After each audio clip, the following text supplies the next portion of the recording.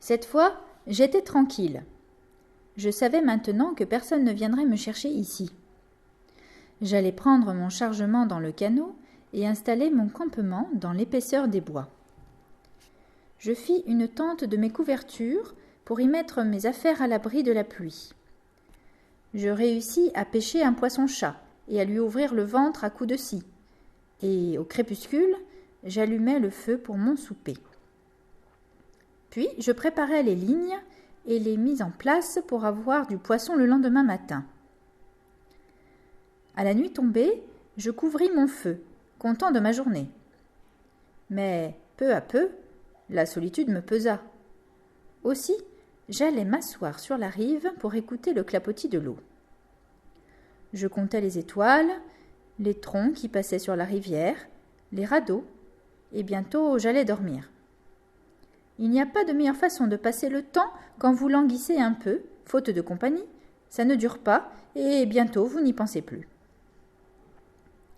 3 jours et 3 nuits passèrent ainsi, sans aucun changement, tout pareil. Mais le jour suivant, je m'en allais explorer l'île. J'en étais le patron.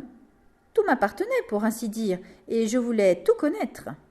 Mais surtout, je voulais faire passer le temps. Je découvris des fraises bien mûres et fameuses, puis des raisins verts, des framboises vertes et des mûres vertes qui commençaient à se former. Tout ça serait utile en son temps. Je flânais ainsi dans les grands bois, jusqu'à un endroit qui ne devait pas être loin de l'extrémité de l'île.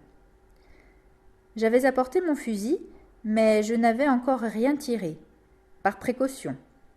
J'avais pourtant bien l'intention de tuer quelques gibiers plus près du champ. À ce moment, je faillis poser le pied sur un serpent de bonne taille qui se faufila à travers l'herbe et les fleurs. Je me mis à courir à ses trousses pour essayer de la voir. Je galopais parmi les arbres et, tout d'un coup, je sautai en plein sur les cendres d'un feu encore fumant. Mon cœur bondit dans ma poitrine.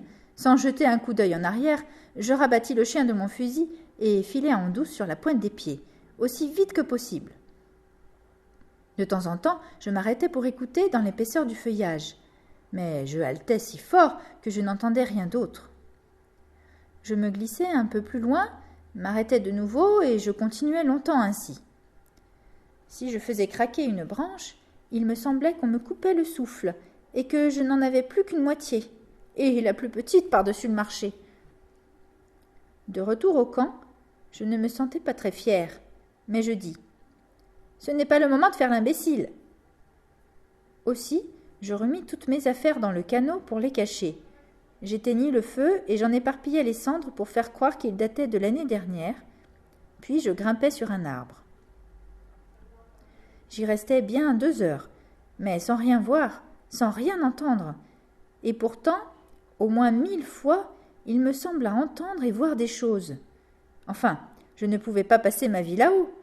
Aussi, je finis par redescendre. Mais je ne quittais plus la profondeur des bois, et j'étais tout le temps sur le qui-vive. Je n'eus rien d'autre à manger que quelques baies qui restaient du déjeuner. Vers le soir, je sentis que j'avais faim. Aussi, dès qu'il fit noir, je quittai la rive avant de lever de la lune et ramai vers l'Illinois, à environ 1/4 de mille de là.